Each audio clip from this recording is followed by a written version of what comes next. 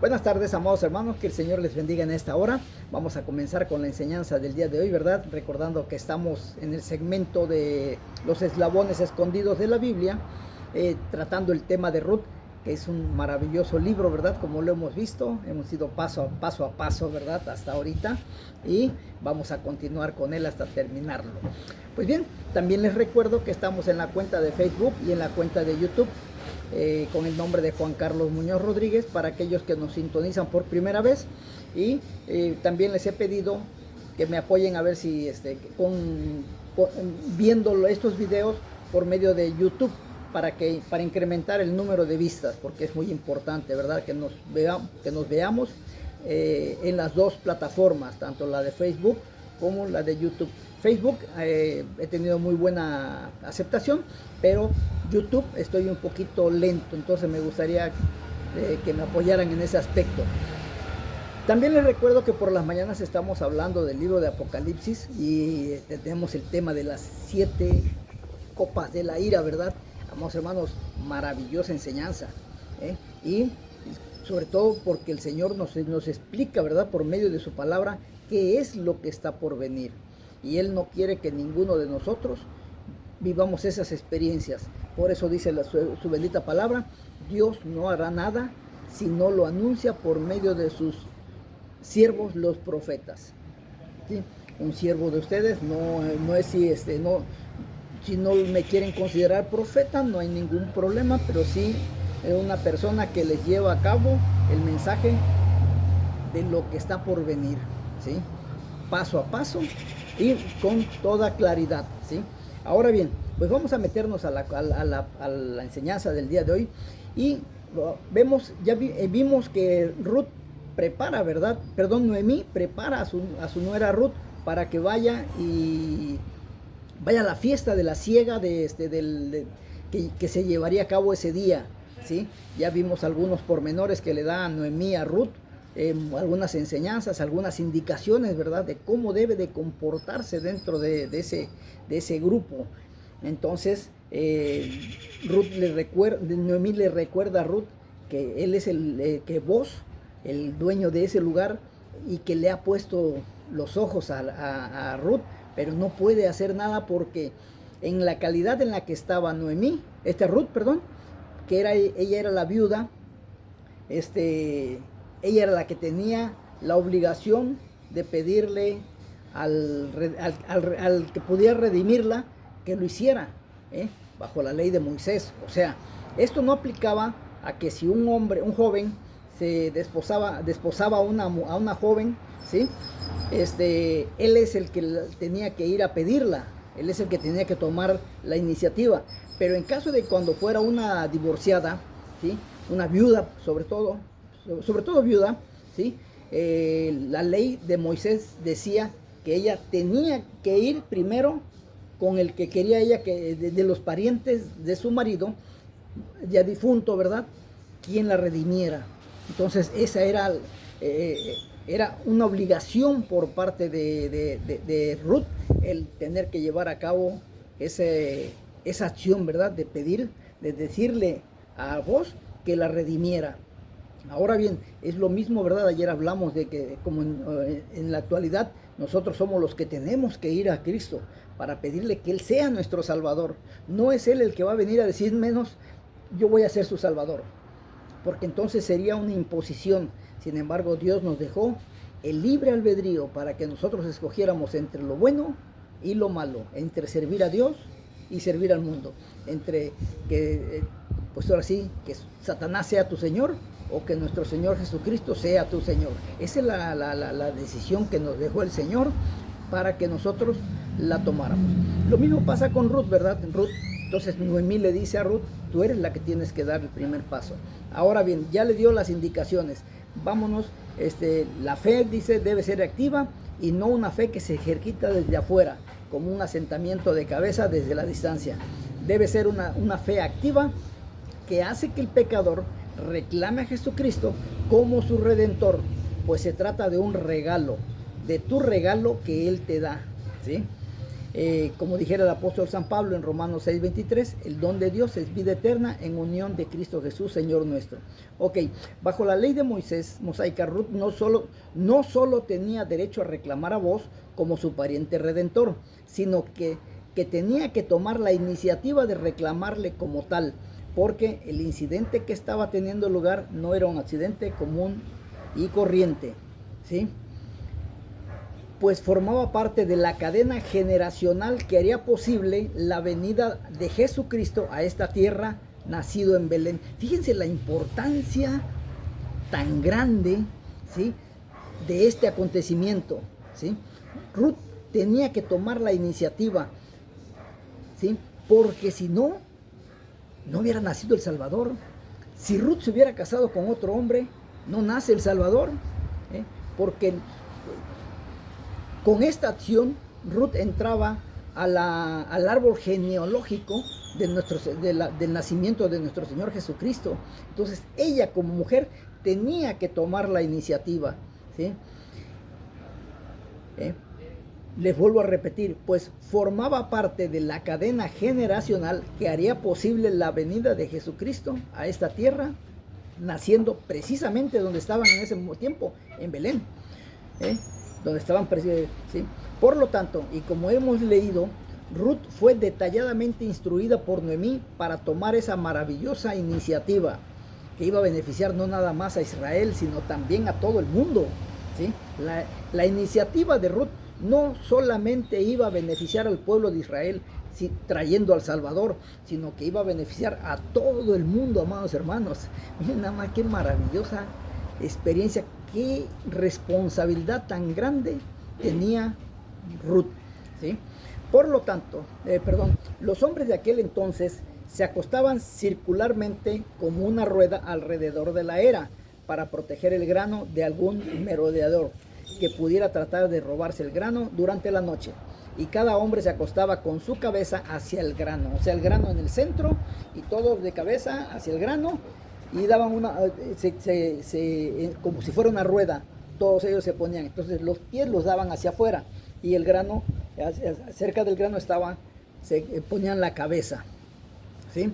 Pero por ello Noemí le dijo a Ruth que ella debía ir al lugar y verificar dónde Boaz se había acostado y acostarse allí a sus pies. O sea, tú vas a ver de toda la rueda, ¿sí?, vas a ver dónde está acostado, tienes que verificar dónde está acostado.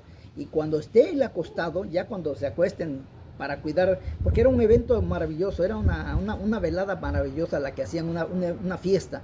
Entonces, donde veas que se acuesta, ahí te acuestas en sus pies.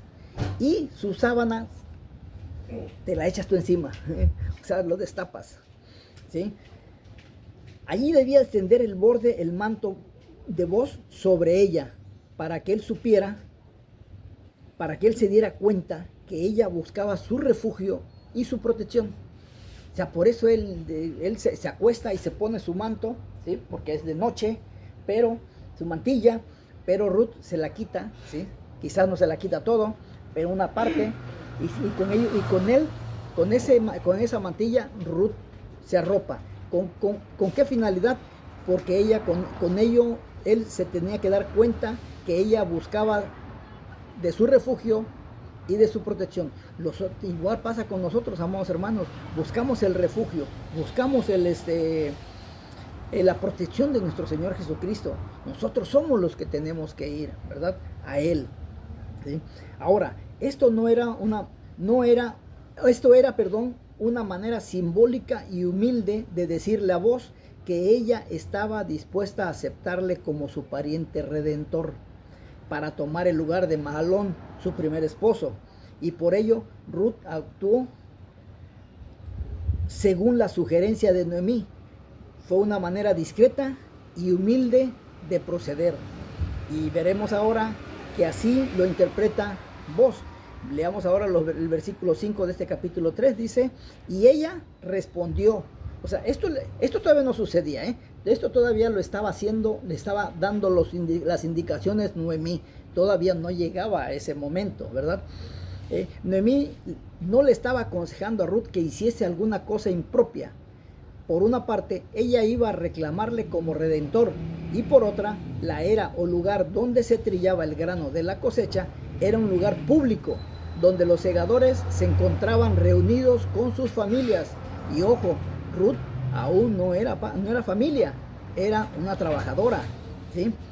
Y Noemí le dijo específicamente que una vez que hubiesen terminado el trabajo de la tarde y hubieran cenado y tenido su tiempo de alabar a Dios en un servicio religioso, él, como los demás segadores, se acostarían con su cabeza junto al grano y sus pies hacia afuera, formando como un círculo con sus compañeros. Le aconsejó que en ese momento ella se acostase junto a los pies de Booz y levantase su manto destapándole los pies. Luego él le diría lo que ella tendría que hacer. Si tú haces eso, él entonces te va a decir qué es lo que tienes que hacer, ¿sí? Continuemos leyendo el relato del versículo 6 al 8 de este capítulo 3 de Ruth, que dice: descendió pues a la era, ya, ahora sí, ya va Ruth a la era, ¿sí? E hizo todo lo que su suegra le había mandado.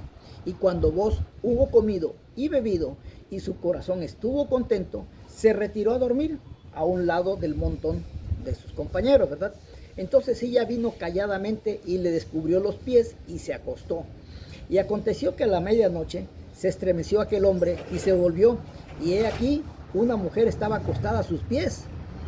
Ruth obedeció todo mandato e instrucción de Noemí, y a la medianoche Booz debió sentir frío porque no estaba cubierto completamente con su manto, ¿sí?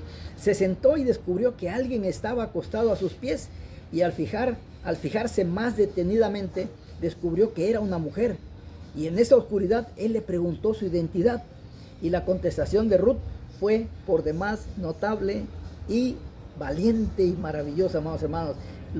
Vamos a leer el versículo 9 de este capítulo 3 de Ruth, que dice: entonces él dijo, ¿quién eres? Y ella respondió, yo soy Ruth, tu sierva. Ojo con lo que viene, que es maravilloso. Extiende el borde de tu capa sobre tu sierva, por cuanto eres pariente cercano. A pesar de que Ruth quizás no consideró que este era un comportamiento modesto, siguió el plan de su mentora, siguió el plan que le había dado Noemí. Ella fue al granero y luego, en medio de la noche, Booz se despertó y encontró a la mujer a sus pies, y en su confusa pregunta, ella respondió algo así, de esta sublime manera: yo soy Ruth, tu sirvienta, tú eres mi redentor, y puedes casarte conmigo si así lo deseas. Extiende el borde de tu capa sobre tu sierva. Qué expresión más maravillosa y sutil de parte de Ruth, amados hermanos. Booz estaba muy impresionado de que Ruth eligiera casarse con un anciano erudito en vez de elegir un pretendiente joven. Sin duda alguna, esta fue una de las escenas más hermosas que nos relata la palabra de Dios. Aquí estaba este hombre de guerra, hombre bueno y valiente, un hombre rico. Y también estaba aquí la bella mujer de Moab, quien se hallaba desválida y muy pobre. Y ante esta situación, ella humildemente le pidió que él fuera su pariente redentor. Leamos el versículo 10 y dice: bendita seas tú de Jehová, hija mía, has hecho mejor tu postrera bondad que la primera, no yendo en busca de jóvenes, sean pobres o ricos. Fíjese lo que le dice Booz, qué maravilloso, ¿eh? La bendice, por Dios, y la felicita por no haberse ido buscando jóvenes en lugar de ricos o pobres, en lugar de actuar como permitía la ley de Moisés, llevando a Booz ante los jueces, llamando a los ancianos de la ciudad para obligarle a cumplir su deber como Goel, es decir, como pariente redentor. Ruth, callada y discretamente, le dio una oportunidad para rechazar o aceptar esa función. No le habría puesto en aprietos públicamente, ni le habría obligado legalmente a hacer lo que no tenía en mente ni en su corazón para hacer. Pero Noemí y Ruth tenían todos los indicios como para creer que él solo estaba esperando el momento indicado para poder actuar como Goel, o sea, como pariente redentor, cuando se presentara la oportunidad. Y la respuesta de vos así lo confirmó. Amados hermanos, en cuanto a nosotros, demos gracias a Dios que tenemos un Salvador, y nuestra relación con Él es también una historia de amor, porque Él se entregó a sí mismo a la muerte en la cruz para redimirnos. Pero para que Él pueda redimirnos, amados hermanos, somos nosotros los que debemos de ir a sus plantas humildemente y de todo corazón pedirle que sea nuestro Salvador. Amados hermanos, el tiempo se me acabó. Mañana vamos a continuar con los versículos 11 en adelante para ver qué es lo que responde Boaz a Ruth. Que Dios les bendiga. Soy Juan Carlos Muñoz. Nos vemos. Hasta pronto.